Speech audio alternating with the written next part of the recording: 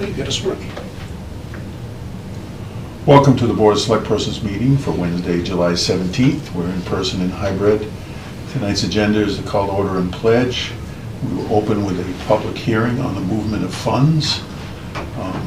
Then we'll have some appointments and resignations, recognition of visitors for items not on the agenda. Under reports, we'll have managers' financials. Financials will be 2024 and 2025. We'll have department reports in our packet. We'll have communications, a funding letter from Senator Collins. And under new business, the fire rescue utility RFP and signing the RSU 16 warrant and payables. And with that, if we could do the pledge, please. Pledge allegiance to the flag of the United States of America and to the republic for which it stands, one nation, under God, indivisible, with liberty and justice for all. So I'll entertain a motion to open our public hearing on movement of funds. So moved. Can I hear a second? Second. Thank you, Stan. Guess you gonna do the roll call, man? John? Yes. Stan? Yes. Steve? Yes. Marianne? Yes. Lisa? Present. From 5 to 0, you opened the public hearing at 7:01. So this is a public hearing to move funds from the Public Works Department of $15,000 to the Fire Rescue Department? Correct. So the idea is later in the meeting we'll see an RFP from Fire Rescue to purchase a new utility truck. We've kept that a few years beyond the date we were going to turn it in, but it's time to do that. After looking around, we think a realistic value for that truck is $15,000. But when we structure these CIPs, we count on the funds from the sale of the vehicle to help fund that CIP. So in essence, Public Works is buying the utility truck from Fire Rescue, and that just makes sure that all our accounting for the CIP funds is the way we had intended it to be. So within that, just to make it clear that we have the money in Public Works We do. that's sitting there, not sitting there, but it's available. It's not going to take away from anything else that we're going to do in Public Works, and it's not adding anything else onto the taxpayer. That's correct. All the monies were raised and appropriated as part of FY24 funds. The funds were unspent monies in Public Works at the end of the year, and thanks to our Public Works Director, we have the option of doing that because those funds are there. Just a quick question. Mm-hmm. Will they still be using the utility as a brush truck with the skid unit in the back, the new one, do you know?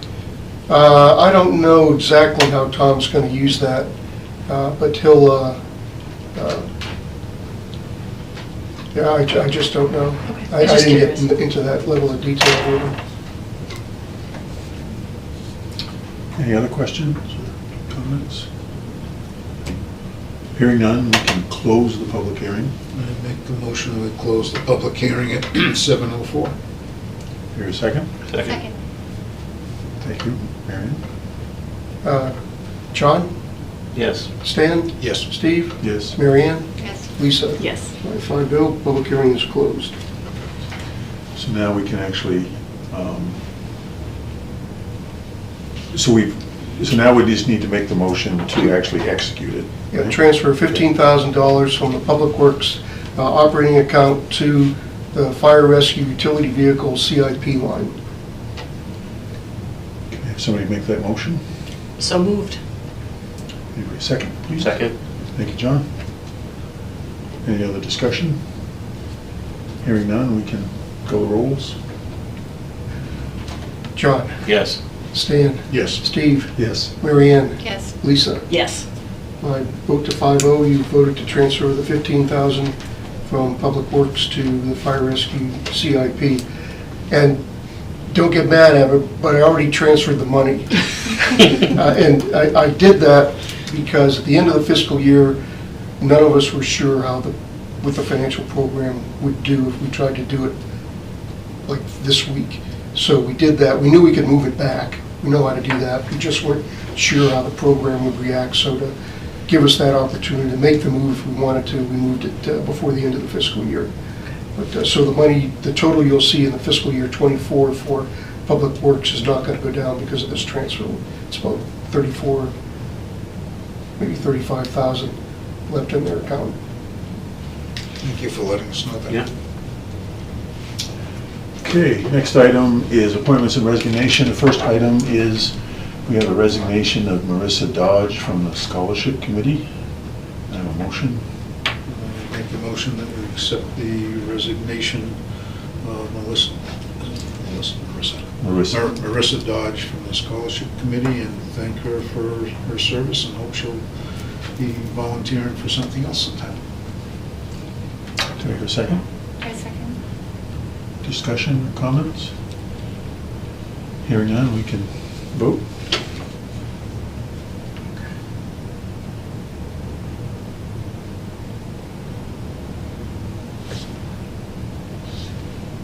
Got our guest coming in, do we, Matt? Yes, John, Yes. Stan, Yes. Steve, Yes. Mary Ann, Yes. Lisa. Yes. So you've accepted nurse's resignation. So we do have Victoria on, and let's see if I can.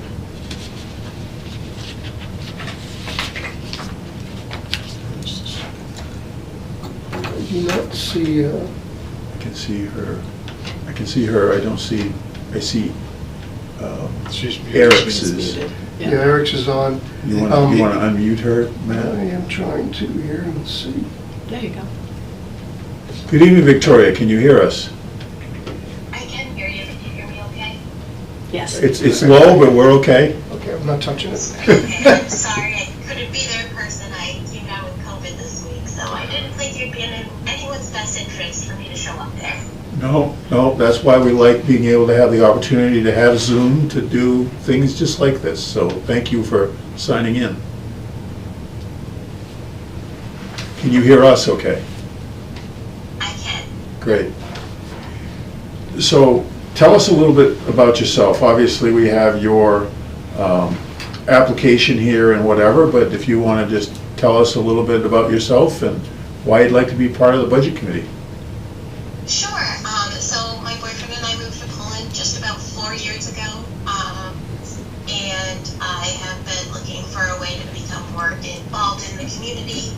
And this seemed like the best fit for me given my background in finance. I support the budget process for Maine Medical Center in Portland, for Maine Health, and so I'm very involved in the budget. I enjoy doing budget work, which most people think is a little crazy, but it really is something I enjoy doing. I've been working in healthcare finance for almost 10 years now, and I've always primarily worked in healthcare. So I just thought this would also be an interesting way to see another aspect of budgeting. Prior to this, I lived in Auburn. I was on the school board as a high school representative when I lived in Auburn. And so I served on the school board there for 2 years. So I was just excited about this opportunity. Great, thank you. Questions from the board? Yeah, I do. Hi, Victoria. How you doing? John DeSantis. How are you? Hi, good. Nice to meet you. So, quick question for you. So, what's your mindset when you do a budget? Do you have the same mindset as your personal budget at home? Do you apply that to your to other budgets as well? As I see here, you know, Maine Medical. So, when you have a mindset of a budget, do you have that same attitude towards your budget at home as you do with other budgets? So typically it is a little bit different because we're a little more focused on margin at the hospital. Because we're a not-for-profit, we can't make too much money, but we do need to make some money to maintain our operations. And it always sounds weird to say, like, you don't want people to get sick, but that is our bread and butter, is caring for sick people. So it does kind of shift my mindset. At home, I typically know what I'm going to be taking in for the most part for income, and I have a good idea of what my outcome is going to be. At the hospital, it's a little bit different because it's going to depend on the type of patients that we see, what insurers are going to want to pay us, and really our biggest, I don't want to say struggle, but our biggest curveball these past couple of years has been labor costs and how the labor costs are going to affect us. So it's easy for me to switch between two different mindsets because they are so different. And I don't have a problem doing that. And at the hospital, there's a little bit of top-down budgeting, but also some bottom-up budgeting. And again, it depends on the department because we do have revenue-generating departments, and then we also have expense-only departments. So I'm able to switch between those two different mindsets depending on what I'm working on. Excellent, thank you. Other questions or comments? Just want to thank you very much, Victoria, for volunteering. It's nice to have somebody new, and it's nice to have somebody younger coming in and getting involved. It's really important to the community. Thank you. And somebody with your background with the Budget Committee, I think, will be a tremendous asset to kind of learn the budget and do. It takes a while to get used to things, but I think things are in a bit of there's certain things that are kind of routine-ish, I guess, or whatever, but, you know, it's good discussion. And to let you know, when we get into the budget season, you know, we set up meetings on a weekly basis for 3-4 meetings typically, and really get down to the budget. You get a copy of the budget prior to, and get to try to absorb it a bit or whatever, and then you'll see all the different departments, all the different things. You'll see the revenues and the expense side of the things, and we go through all the detail of that as a select board and the Budget Committee at the same time.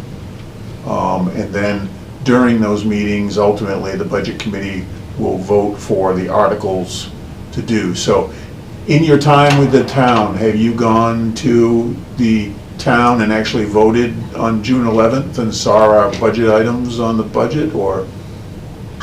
So this year I did not get to vote. We've had kind of a tumultuous health time in our household. My boyfriend had an appendicitis at the beginning of June, and then my grandmother was admitted to the hospital. So admittedly, no, I did not get to vote very sorry to hear the budget that. this year. But I have voted in other elections and other items, but I did not make it to the voting this year. It ultimately, you know, gets approved by this board, but the Budget Committee or whatever, it's kind of a shared process, I guess. I just wanted to try to explain that and do. So what actually gets onto the warrant that the townspeople vote for is a kind of a shared process, is typically how we've handled it. There's been some disagreements between Budget Committee and the board from time to time, but I think they've been pretty low things. But it's, you know, at least we have that discussion and doing things, and we like people to come in and be a part of it and understand what's going on and make their input. So it affects all of us as town residents, obviously, at the end of the day. So, okay, if any other questions or comments? Do you have anything else, Victoria, for us? I don't. I'm just excited for this potential opportunity and to kind of give back and be a little bit more involved in the community. Great. I'll entertain a motion. We make a motion that we appoint Victoria, is it Tanos or Tanis? Tanis, yep. Tanis, to the Budget Committee for a term of... I have it here. I have it here. Well, actually, this position right now, Victoria, will be a position for 1 year, because the position that we have open is an elected position. So the Budget Committee is made up of appointed people by the board here and elected people at the town, through the town meeting process. And we actually had 2 open elected positions this last time, but only 1 candidate. So this is an open position that's elected. So you appoint for 1 year to expire in 2025. To expire, her term to expire in 2025. And then hopefully you'll be liking that process once we go through the budget thing, and you can put your name on the ballot and get elected. And the typical terms are for 3 years. Okay, did I get a second, please? Second. Thank you, John. John, Yes. Stan, Yes. Steve, Yes. Mary Ann, Yes. Lisa. Yes. I vote 5-0. You've approved Victoria to be part of the budget committee. Great. Thank you, Victoria, very much. Congratulations. You're voted to be on the board.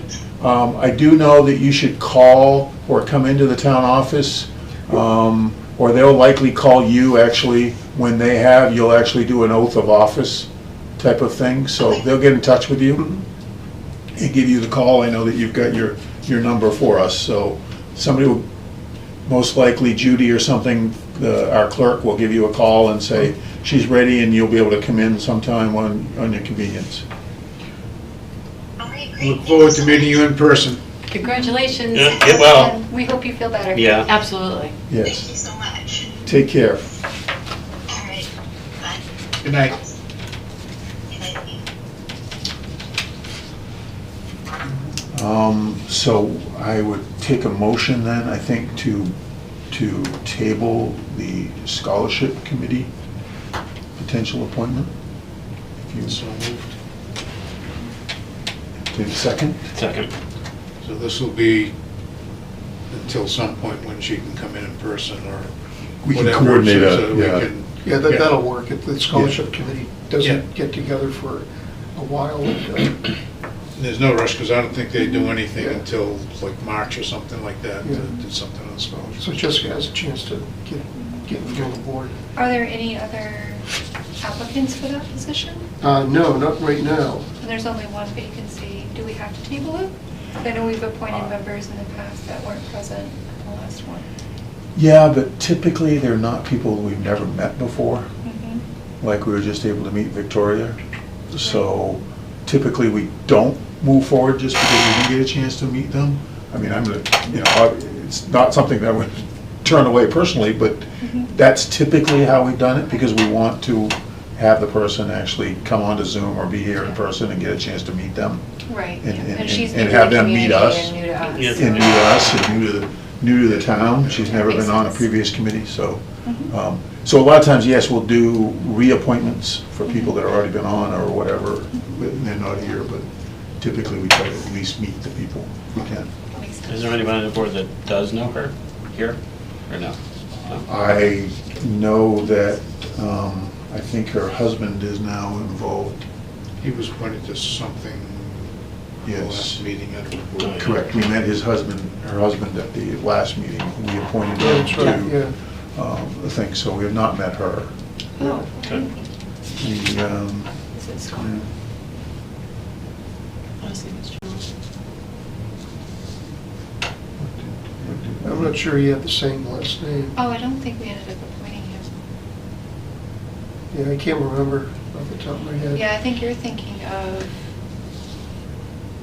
the two people that participated in Was it the spring business? at the Six and wanted That's to right, Yeah. yeah. CDC. The CDC. Yeah, we ended up Yeah. not electing Scott to a position, but he was interested in broadband, I know that, so we were thinking, okay, if we don't elect, and I can't remember what position he was going for, it might have been budget. Okay. But we did at least get to see him, right? Yes. That was, Yeah. okay. Well, no, I don't think he was here in person. But, Thank you. yeah. My memory's escaping me, so, Okay, Yeah. so did we Table have? that for a did we- future meeting? Yeah, Okay. to, whatever the convenience is for her.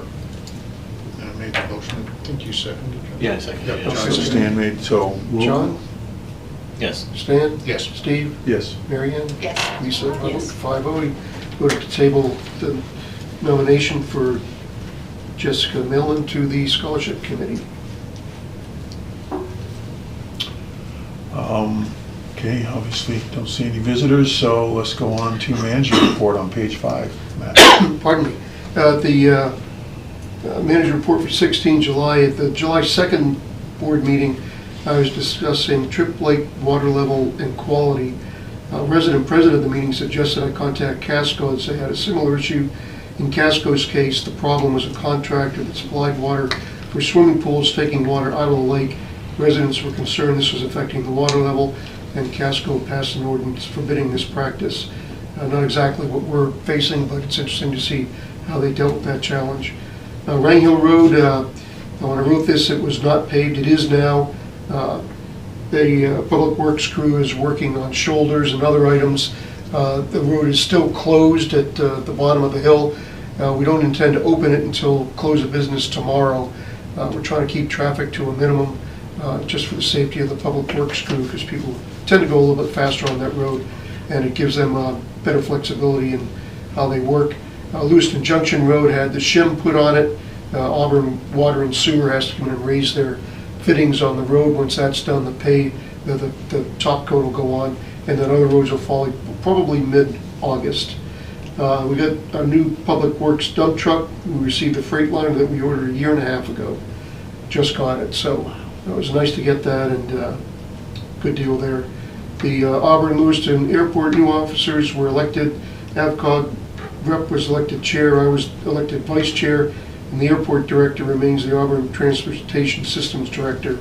We reviewed FAA requested edits on airport minimum standards and amended the fee structure. Cable TV, we installed a backup camera and microphone. These microphones are these devices you see in the ceiling there. The backup camera is that one just on the corner of the window. So the Zach, you could be a little more like Vanna White. Oh, very good. He did point. But the box on top of the TV is the one switch we can flip to get that recorded and broadcast, and it works pretty nicely. The other thing we are doing is we're getting a couple more cameras, which will allow us to replace some of these older ones that are not HD capable. Excuse me. It'll give us a much better picture, and I think it'll see us well into the future. And I'd like to thank Zach for his hard work and figuring out how to do that. No mics on your clothes, no setting up a mic. We want to get to the point where the Zoom part of the meeting is controlled by Zach, so then we can have Zoom be part of other meetings that might be held here that are on the public channel. So we'll see how that goes, but that's going well. The town office generator grant, I submitted two, one for BRIC, I forget what that stands for, and then Hazard Mitigation Grant Program. The BRIC was not approved, but we still have another chance on this hazard mitigation grant. Hopefully I'll hear about that before the next meeting.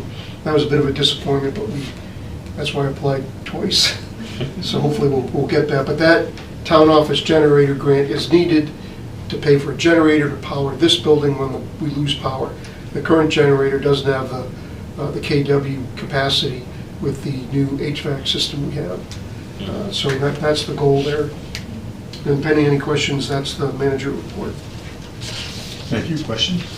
Just a comment about the first thing on the water level from Trip Lake and the fact that you contacted Casco and they had found that the companies were taking water out for swimming pools. I don't know if that can be done on Trip Lake, because I don't know where there's really public access outside of the public beach. But I know a couple of years ago, 3-4 years ago, I remember seeing a truck on the causeway at Middle Rain, and there was a truck drawing water out of that. This is the only time I'd ever seen it. I have no idea if anybody still does that. I think if that was going on, the lake residents are pretty alert, and they let us know that was an ongoing issue. And if it is, we will take steps to address that. Yeah, I mean, I would generally say it's been a habit when you put a pool in or whatever, and or something happens that you have to drain your pool and then you have to reapply it or whatever, then you have a company. I think the typical one around here is a company called Splash.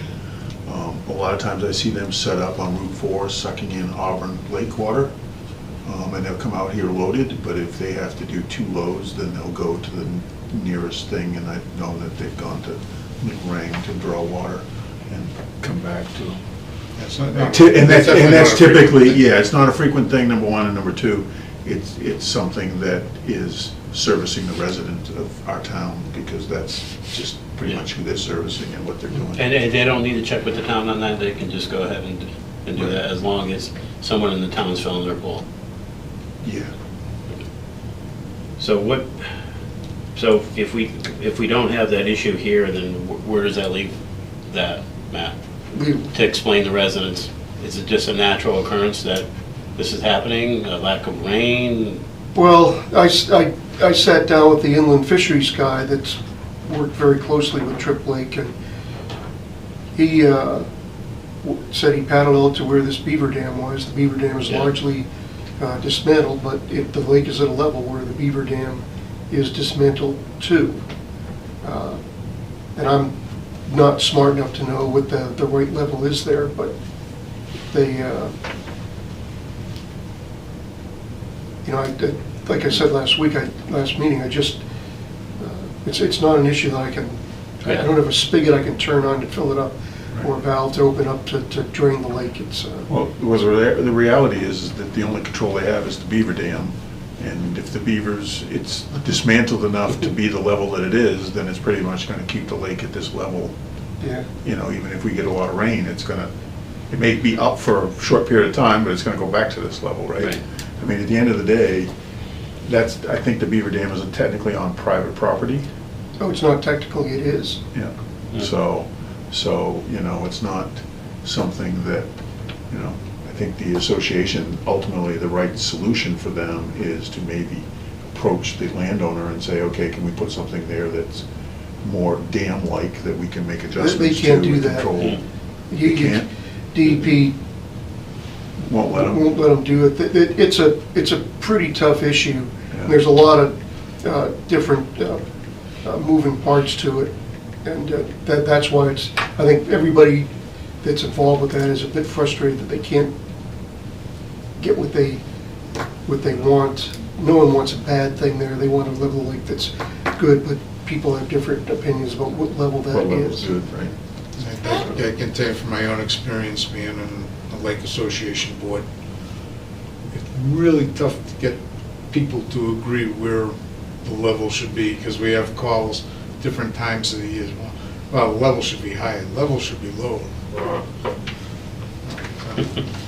Very tough. Any other questions related to Matt's report? Congrats on getting elected as vice chair. Were you vice chair before? Were you No, elected, no. or- That's actually an interesting development, because the AvCog rep is the chair and I'm the vice chair. No one from either Auburn or Lewiston, the two main sponsors, are that, and that I think is a good move for governance. But the guy that's really driving that train and doing the great work is the airport director, Jonathan Labonte. Very, very competent, hardworking. He's made some tough decisions and is moving that thing forward. So people should be very happy that he's doing that job. I know a number of years ago, we as a select board actually had meetings with them. This is a number of years ago, Matt, before your time. And some of the things, I'd be curious to know if there's going to be potential. And we talked about property that the town has that's relatively near the airport, and how we might be able to leverage things and improve things, and maybe be something that would be a good development opportunity, commercial development opportunity, obviously, for the town. So I don't know, is there ever any of those types of discussions that are happening? There are. The airport has land outside the fenced-in portion of the airport that they own. There's one parcel that they're attempting to sell now. I think one good thing that'll happen probably in the next year or so is a business plan for how the airport's going to look to generate more revenue and what to do with some of these other properties, and that might help us understand how Poland town property might be used to develop, or be developed to tie into that. But it's a slow process, and so we'll just have to see how that develops. But it's moving forward. Great, thank you. No other questions, we can go on to the financial report. Okay, I'm just going to touch briefly on fiscal year '25. We're 3.8% of the year, and it's too early to really give a report that's going to give you any insight as to where we are. Just started, we haven't screwed it up yet. So what I'd like to do is concentrate on fiscal year '24 because we're wrapping that up. Last week we talked about stabilized taxes. We contacted Maine Revenue. They have all the information they need and promised us we'd see that coming our way shortly. So more to follow on that. Just looking at the revenue for '24, a couple of things. 4140 motor vehicle excise is a little bit low, but only just under 30 grand, pardon me. You look at use of undesignated fund balance, we still haven't moved any of that over yet. We'll have to move a little bit over at some point, but it's not a problem. And Camp Connor paid their bill of $14,000, which is a big deal. What I thought, there's a couple of things that we overexpended on, not out of any particular budget category, but within the budget, and I just want to give you a sense for, well, what did we do? Why is that line over? The first one would be in general abatements. We've got a little over 200 grand over on that. That's the abatement. We had a grant for mischaracterizing the school at the beginning of the year. Going down to buildings and grounds, ground support equipment was way up, but you might recall that's the purchase of the LED lights for the town hall, the ASO and rec, and that's going to save us money over the long term. And still in buildings and ground and professional, we put the HVAC contract in there, and that's why that's a little bit high, but we're going to shift the budget around to put the money in there next year because we think that's where that should reside. Just nothing really going on in planning development or recreation, health officer, general assistants, any of those folks down there. Public works is where the real action is. Culverts, we're over $7,200 there, and there's going to be more to come. Because if you look up here, we've got $33,000 left in the public works budget. And I am going to spend more money to pay for culverts that we used for Rang Hill and pay for that out of fiscal year '24 so that we're not taking money out of the fiscal year '25 culvert budget. And that'll be a good thing when we're doing paving next year. The other area that is up is vehicle maintenance. Pardon me. So what did we do to bring that that amount so high? We spent a little over 10 grand on tires for the loader. We bought rubber treads for the excavator, which is good when you're doing paving work, so you don't have the metal ones and wreck the paving. We got our used street sweeper for $8,500.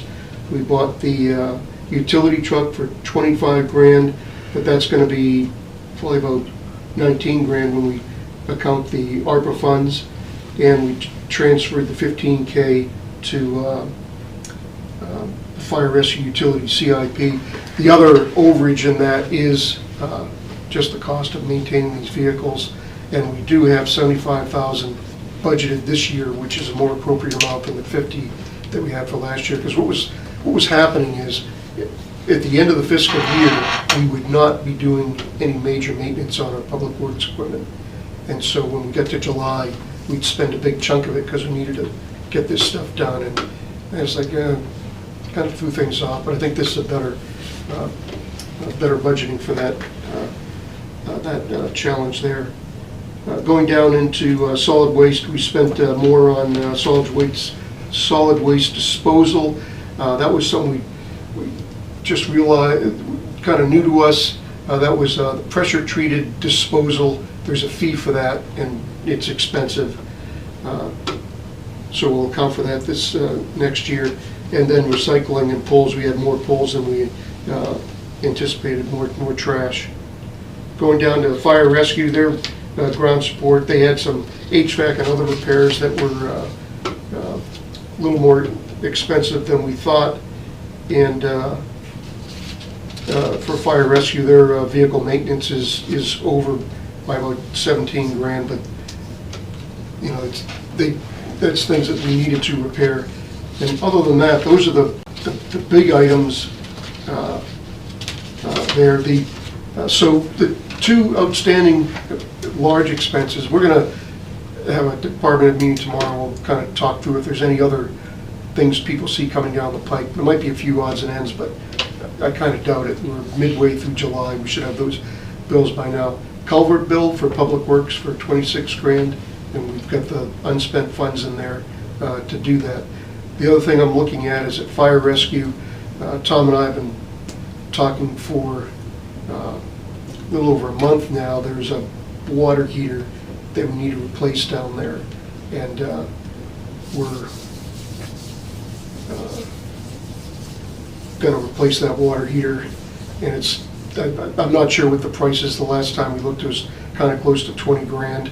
It's expensive, but he has the money in his fiscal year 24 budget. And I talked to our auditor earlier today and saying, look, this is what I want to do. Kind of use 24 money because we kind of started this project. We just don't have the invoice in hand. And he said, yeah, that's okay. So that'll be the last major expense. But the goal in all these gymnastics, which I haven't done, we haven't needed to do that before, was to not expend the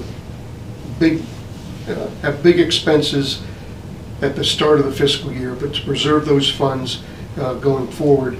We're still going to have a substantial amount of money going back into the unassigned fund balance because we haven't gone over our budget.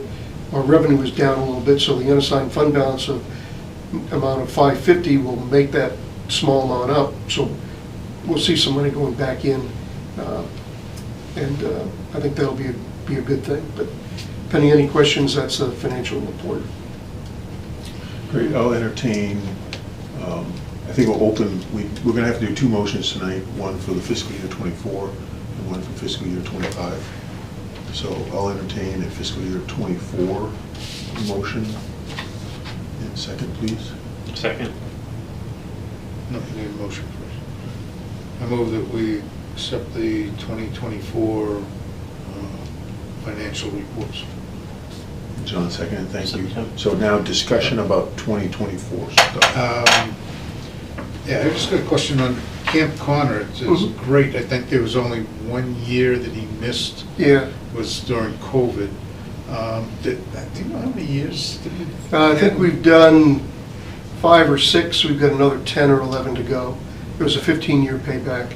Okay, that's what I couldn't remember. Yeah, but that's a $225,000 business that Scott's running.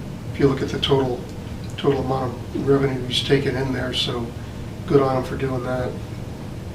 Yeah, no, it's been great for the town and the community. I mean, I think it's we do before and after, and we do that. I think that affords a lot of residents to be able to have a place that's a good, safe place for kids to go and have a good time. And, no, absolutely. You get the service. It's tremendous.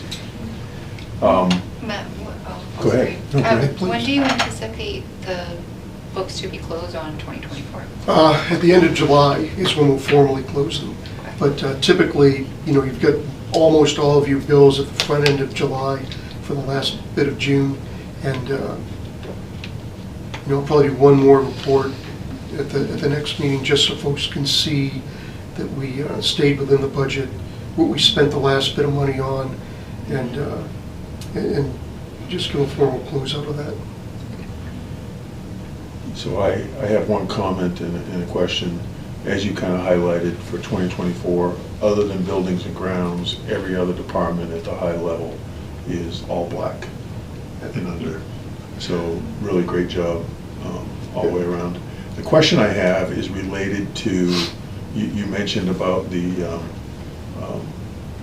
carryover money and the talking of that, but on the TIFs, that's not carried over and shifted, and I'm not really sure of how we manage that with our other aspects of. The TIF money that. is separate from our general fund money, Right. so that just stays where it is. So the under expenditures in the 3 downtown TIFs just remains money in the TIFs? Just stays within the TIF, So, yes. you know, maybe it's a question that Nikki can answer and we can talk about in the future. Does that mean that there's more money in there than we anticipated, so we'll just have more to be able to burn off in the remaining timeframes, or that's Yeah. really what it comes down to? at the Yeah, end of the day, it right? won't be, it's not a lot that we're talking about here, and that'll all be factored into the TIF drawdown plan. Okay.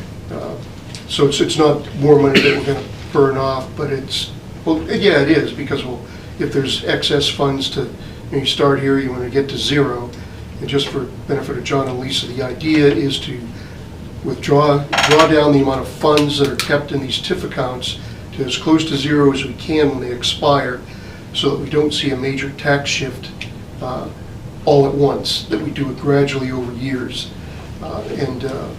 Each year there'll be maybe a little money left over, but that just gets factored into the whole plan. All depend, I mean, the value of the properties that are within the TIF zone are such, and when we set the mill rate to the mill rate, that's not always a known thing or an anticipated thing, so that always has a factor of putting Yeah. more money in if the mill rate goes up or whatever the case may be, Right. so. Yeah, I just didn't know, that's just one of the line items near the bottom here that drives the $387,000. And TIFs go till 2030? Yeah, 2030, and gosh, there's one earlier, I think, was it 2027? Downtown, I think, is 2027, and Yeah. the other two are Yeah, 2030, something like that. Yeah, so we're coming up on the end of all that stuff. All right, Great. I have one question. Mhm. Account number 4290, vital statistics. What is that? It's like death certificates and stuff like that, Oh, okay. All right. I just didn't know what it marriage meant. certificates, birth Okay. certificates. All right, that was it. And Matt, when we talk about any repairs or maintenance, that's solely done in-house, right? We don't contract any maintenance out, correct? Once in a while, we do. For Yeah. example, we had an ambulance that had an issue that we brought to the dealer earlier this week. It wasn't something the Public Works was able to sort, but that's a rare occasion. Okay, Most of the stuff's in-house. yeah. And we're lucky that we have a really talented mechanic that's able to handle that. Excellent, thanks. Any other questions or comments for the fiscal year '24 financials? Hearing none, we can do a roll call on that. John, Yes. Stan, Yes. Steve, Yes. Mary Ann, Yes. Lisa. Yes. Okay, 5-0, financials for '24 are approved. So I'll take a motion on fiscal year 2025. I move that we accept the financial reports for 2025. Second? Thank you, Mary Ann. Comments or questions on that? Hearing none, we can do a roll call. John, Yes. Stan, Yes. Steve, Yes. Mary Ann, Yes. Lisa. Yes. 5-0, you approve the fiscal year '25 financials. Okay, we'll move on to department reports. They begin on page 32. Lisa and John, that's the first time you've seen a packet that had the department reports in, so the second meeting of every month will have the reports in it from all of our departments. And basically, we just ask right now to any questions or comments, any one of them that anybody on the board here may have. So we get the sheriff's, the planning and development, the community development organization, and all of their inspections and all of those values, Scott's reports, Parks and Recreation. I'll get rid of that. I brought it. Maybe I can't my speak now. And Public Works. Up here. No, this is. Yeah, I mean, we've certainly had a lot of washouts and a lot of things, and additional culverts that had to be used for washouts, as well as rip up. Any comments or questions on any of the department reports? No, I do want to thank the Public Works Department. We had that big, crazy windstorm, and there were so many trees down on, especially, well, everywhere but Plains Road. I know Yeah. made social media, right, with Yeah. TMP posting the picture of Plains Road. I do, those guys were out there at least a couple days after that, cleaning up, and I know that was a lot of work. Yeah, it was a lot of work, and hats off to those guys. They work pretty hard. 6-man crew, they do a lot of good things for the town. Pardon me. Absolutely, thank you, Marion. Okay, we can move on then to the funding letter from Senator Collins on page 47. This is the formal letter to the board saying that the $750,000 we asked for, the library has made it out of the Senate Appropriations Committee. There's a couple more things that have to occur before the bill is sent to the president for signature, but that's a big step, and it's Susan Collins is the vice chair of the Appropriations Committee, so it'd be tough for someone to say no to her at this point. Angus King was also instrumental in helping with that, because his office supported that as well. So we'll see how that goes, but probably more to follow on that later this fall when we see how the budget's moving along. Oh, that's great news. Mhm. Next item is on page 48. It is the fire rescue utility truck RFP. Yeah, this is the most interesting thing about this RFP is we are buying the same type of truck that the ambulance that we have on order is, so that when we're doing repairs and buying parts, we have 3 of the same vehicle, not just 2 in a different one. So it won't be the same. It'll be the same cab as the ambulance and the same frame, but the back's going to be kind of a different configuration, flatbed or something like that. And they put some fire rescue gear on it, but that's what we've got there. And we'll see that come back the second meeting in August. Probably Lisa knows this answer, but is this the one that we'd go out and take the thing for a little brush fire in Yes. the backwoods and whatever? Yeah. Any other questions or comments here? I know we didn't yet do a motion. I'll entertain a motion to put the RFP out for bid. I make a motion that we move forward with the proposal for the new Ford F-550 XLT cab and chassis for the fire department. I second. Thank you. Discussions, comments? Hearing none, we can vote. John, Yes. Stan, Yes. Steve, Yes. Mary Ann, Yes. Lisa. Yes. I vote to 5-0. The fire rescue RFP was passed. And I'm telling Tom so that he can, because he'll get right on that first thing in the morning, get that out to the appropriate dealers. Great. The next item is on page 62. It is signing the warrant for the school district. So last night, as we changed our meeting here, because the meeting was last night, and I want to thank all the other members of the board here for attending the meeting last night.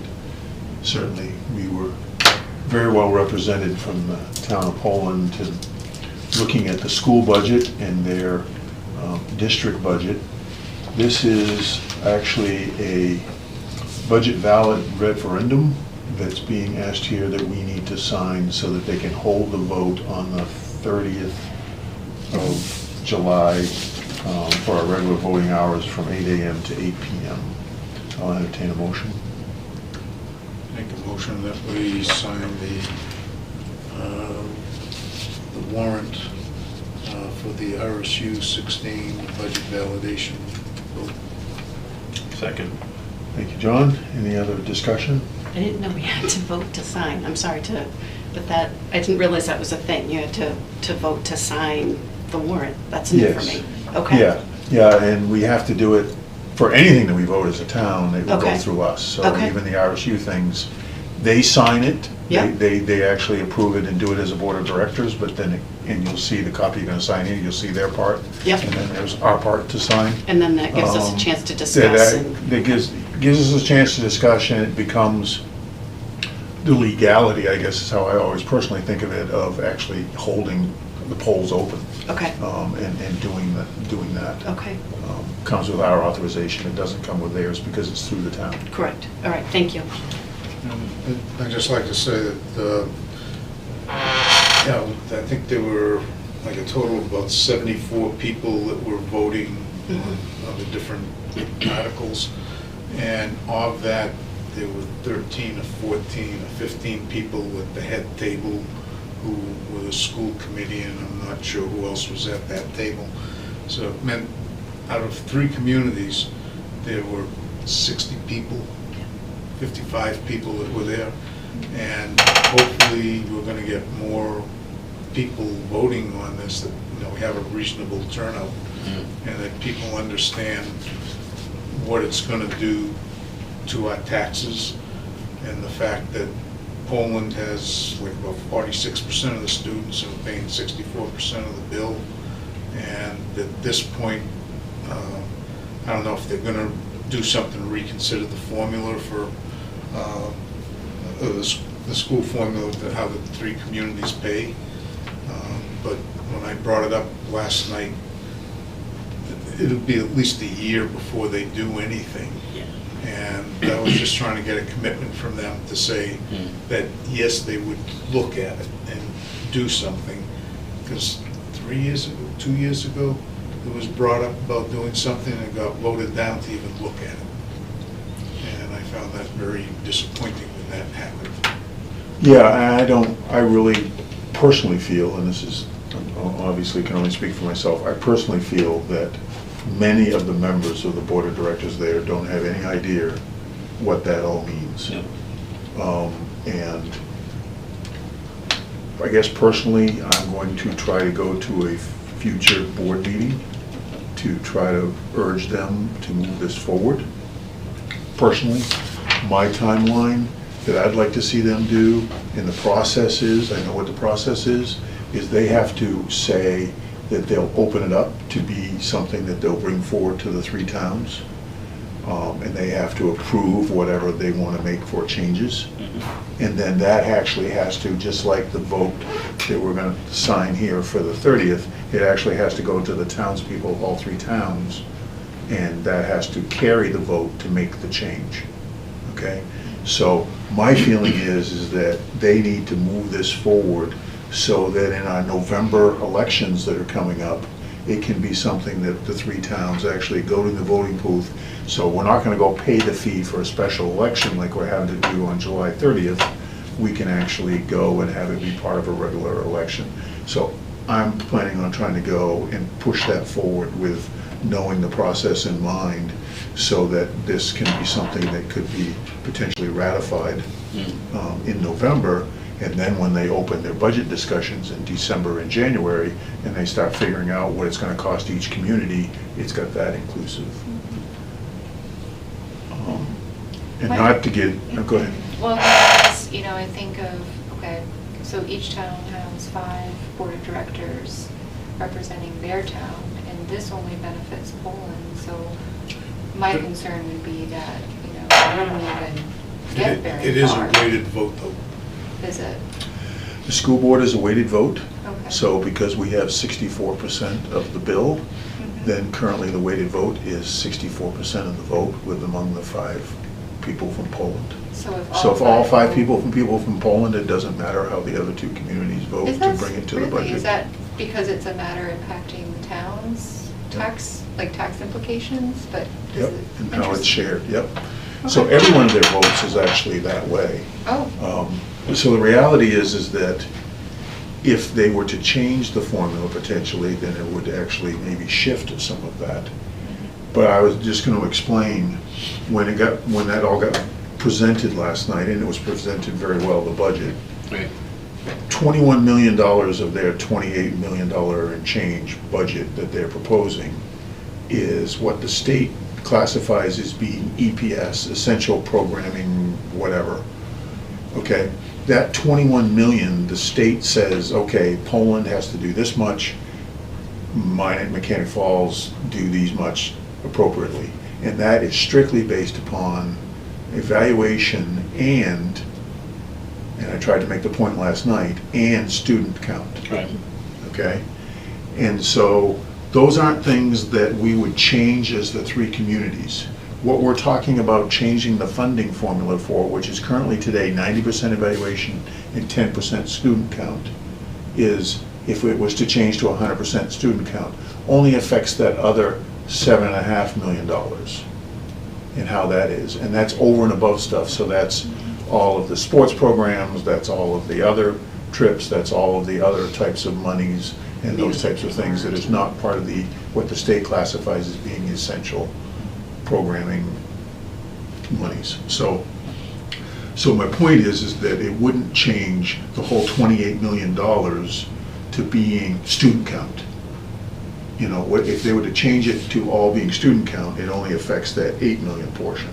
So it would still be that Poland is forever going to pay far more Right. because of our evaluation as a community. That's not unfair, unreasonable, but the reality is a lot of the things that happen, as Stan alluded, we have 46% of the students.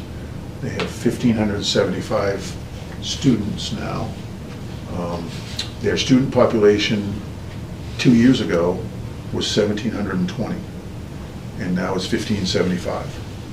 So what's happening is that we did have an increase in our evaluation in Poland and the other towns. But my point that I tried to make last night to everybody that was there was that evaluation is going up in every community across the state. Right. So there's a certain relativity of evaluations going up. And yes, ours was greater than the other two towns in our RSU, but the reality is that's going up.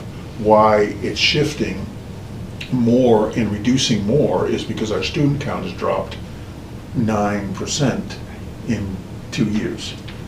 So that, and from last year to this year, it dropped 5%. Guess what? The amount of money the state's not allocating, the 700,000, is 5% drop. So, you know, I'll make the case that that's the thing. The point that I tried to make last night was, you look at the city of Lewiston, that the taxpayers of Lewiston rejected their budget twice. Mm-hmm. You look at their budget, the state pays 72% of the Lewiston school budget. So the Lewiston taxpayers pay 28% of their school budget. Why? Because they've had such an influx of students coming into that community and into the things, which has created a larger budget, which has created whatever issues. But just the financial parts of that is there's more students going into those things. So what's happening? The state pays their 55% of schools for the statewide in their budget as a state to all the things, but it's getting divvied up based upon things, and it's getting divvied up more to Lewiston because their head count's going up. Right. You know, sure, their evaluation's gone up too, but the reality is their head count has gone up significantly. So they're getting more money. So they only pay 28% of the budget. Doing the calculations for us, in our three communities, we pay 55% of our school budget as taxpayers across the three communities, and the state's paying 45%.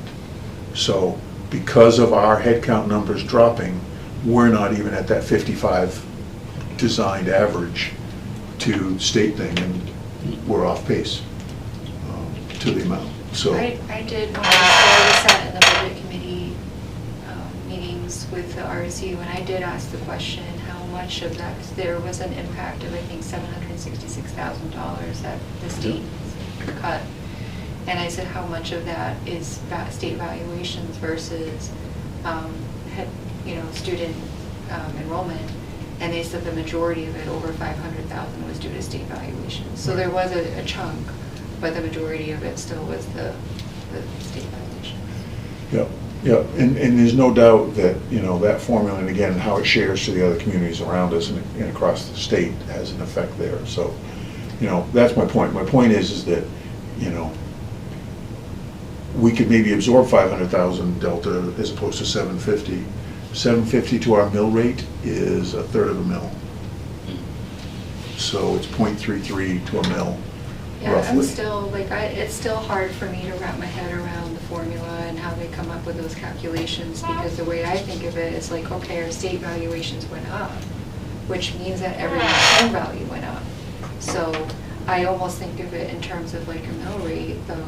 So if the valuation goes up, the mill rate goes down if you're only trying to raise a certain amount. So why is it that our cost per 100K is so much more than the other communities? If our state valuations went up, why is that amount so much more than the other communities? I don't get that. No. Like you say, the valuation covered the 500,000, but it doesn't cover that 250 other thousand, of which we're paying 64% for.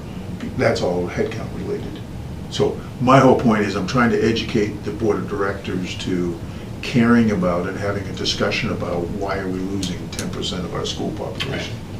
Because the town population is not dropping. Yeah, I feel like So- if the residents of Poland felt like it was more equitable, right, that they would be able to, like you said, Stan, you were so eloquent in sharing your perspective on that, is that the town could stand behind it, if it was, but right now, it just seems like, for many residents, we kind of like, it's mind-boggling, I guess, and frustrating. And they're also, the residents are confused about the evaluations, right? We all say, well, wait a minute, you're doing an estimate, name a house in Poland that's $100,000, right? So they're stuck with saying, wait a minute, my house is, $200,000-300,000. So they're looking at per everyone, 100,000, they're looking at, wait a minute, my bill's not gonna be $200 more, it's gonna be $800 more. Right. So I think that's where the disconnect is with the town folks, and they don't understand that's what they throw out there, but they don't understand the evaluations. And I understand the state as a whole does that. So I agree with Steve, we need to come to a sense of we cannot be paying the majority of it because again, if you're basing it off a student count, the last thing we want to do is flood our schools with students coming in, and we don't have the teachers now. So that's a twofold thing. So I don't know how you rectify that. We're not a city, we're a town, so we shouldn't probably be evaluated as a city.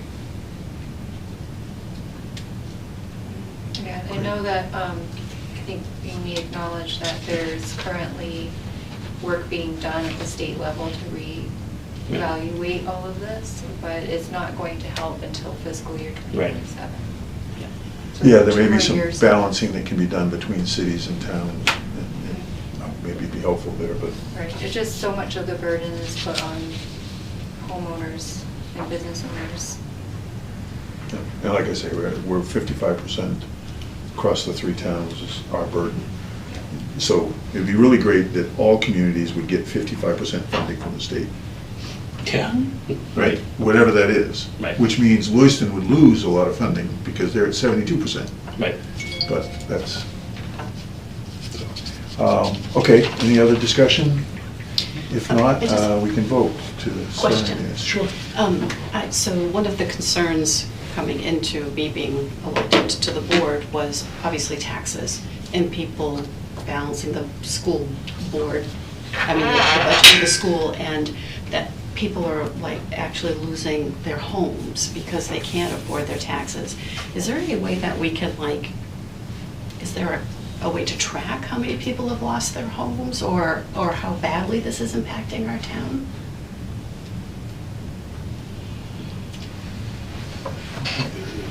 I don't know how we do that, because you can tell people's home, you can tell home sales, but the rationale why they're being sold is not something we can know.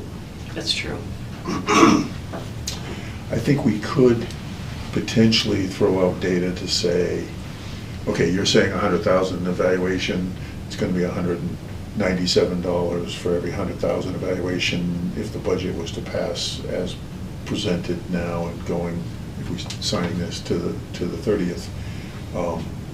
We probably could, because we did so much work in trying to balance the things, is say, how many homes do we have in each of the categories of 200,000 plus or 300,000 plus? how many homes do we have in those categories across the town, and kind of put some perspective on, you know, we have this many homes, it's gonna have $1,000 a year impact. We have this many homes, it's gonna have an $800 impact. This many homes, it's gonna have whatever. I mean, I think we probably could create that potentially straightforward. Obviously, Nikki can answer that better than anybody, but. Yeah, I guess we can. It would be something, hopefully we can just I don't know how know the easy it is to evaluation, do yeah, that. Well, yeah. and before we ask additional work, what is it going to gain us in the end? I think it puts it in perspective to say, because they always use 100,000. Like John said, let's get a $100,000 house. You know, there may be a couple around, Yeah. but there aren't many. But if you have some type of category, let's say between 100 and 200,000, and then you know, maybe jump it in hundreds of thousands, it seems though off the assessing there might be a way to come up with a number, you know, that we have 3,000 homes in town, and it may be able to come up with something on a spreadsheet for it. But it would just put it in perspective for people to say that, okay, we've got X number of homes, $200,000 and under, so it's percentage-wise, it's the same impact. But then how many homes do we have, let's say between 2 and 3, 3 and 4? And as you get up there, you see, well, you might say, all of a sudden, geez, there are 500 homes here. They're gonna have a major impact. You're talking hundreds, you know, getting into $1,000, $2,000 difference in taxes.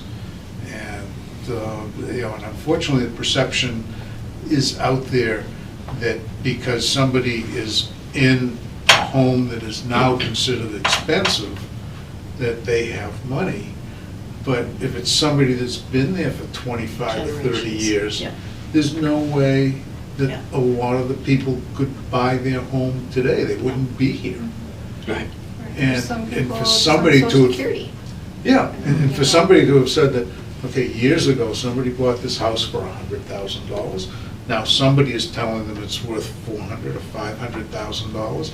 Well, a lot of these people are retired. Their income isn't going up. They don't have that much money. So they couldn't afford to buy their house today.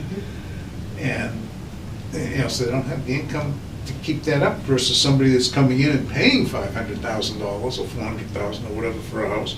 You have to assume that they have the income to support, you know, $400,000 or $500,000 house. Yeah. I did get a call today, as an example, from a resident who's elderly, you know, has an elderly mother, and he said, I don't think she's going to be able to keep this home after 2 years with the way things are going. Like, she just can't afford that increase. So- I did want to point out too, like, so sometimes people see that and get scared because they're thinking of, like, the state valuation or what the town's valuation is different than what you might see on like Zillow, right? Like, your home might be worth $600,000 on Zillow, but that doesn't mean that that's what it's valuated at, It's what's on your tax bill. right? Yeah. And I guess that was gonna be the final point I was gonna make. When you get your tax bill or look at your previous tax bill, and you go read it, it would say how much of this is school and how much of this is town, and it's broken out there. And I think traditionally, and I didn't go look at mine recently, but I think the reality is it's about 65, 35. Yeah. That the town, but, you know, the town expenditures that we deal with here as a town side is about 35% of your taxes. I think And about- I think the school is something like 55%. I think it was either 4 or 7% is the county. We have absolutely no control over that. Right. And it's something like 55, 58% is the school. Yeah. Um, Thank you for that. Something that has not been brought up that came to my attention at a local show I was at this weekend, and I'm also hearing that, and this is something that probably should be put out there to the public, and they should look at this. A lot of insurance companies are dropping homeowners as well in certain states. From what I'm hearing, I've talked to 5 different people this past weekend where their insurance companies of 20 years or more have dropped them. So I don't know what's going on with that. I'll do a little research there. So you look at the economy, you look at possible insurance issues, taxes, and then it's sold in a way that, it's at a $100,000 valuation. And that's what needs to stop. I mean, it needs to be honesty and transparency up front. Across the board, say, hey, listen, this is gonna raise your taxes, period. And so our job is to try to alleviate some of that pain. So I agree that there needs to be we really need to look in this, and the timing kinda is off because of the economy and elections and everything, but I agree, somehow, some way, hopefully at our level, we can make some changes with that to make it fair. Yeah, I mean, certainly when the town evaluation goes up, it doesn't necessarily mean that the mill rate goes up. Right.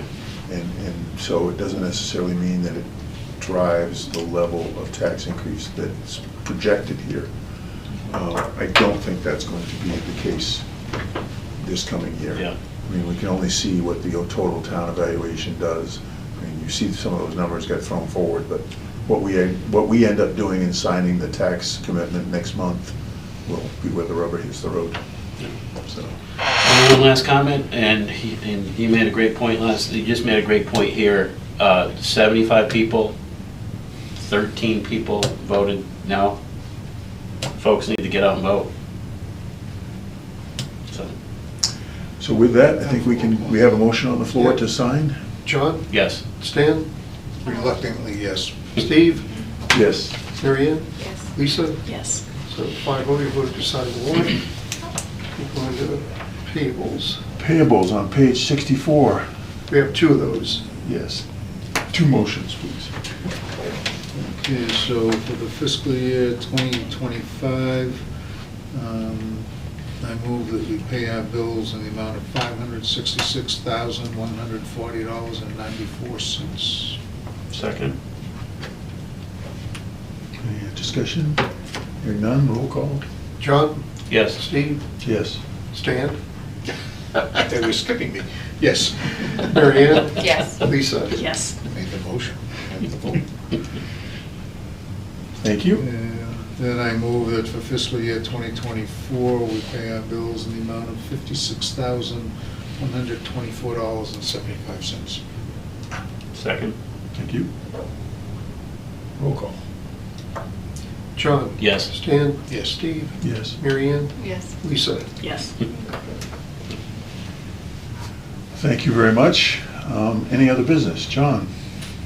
No. Stan?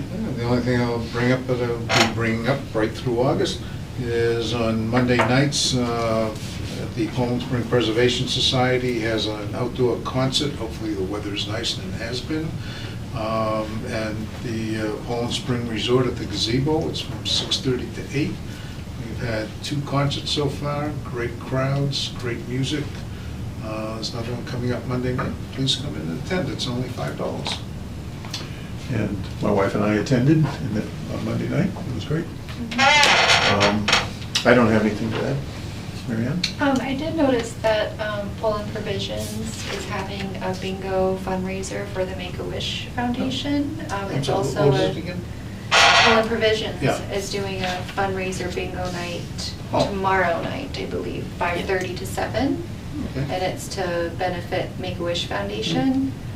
Kim Hackett, who's the general manager there, is moving on and going full-time to Make-A-Wish. Oh, great, she's leaving? She's leaving. Oh. Yeah, so it's That's kind of like unfortunate. a goodbye send-off for Kim, as well as a fundraiser for the Make-A-Wish.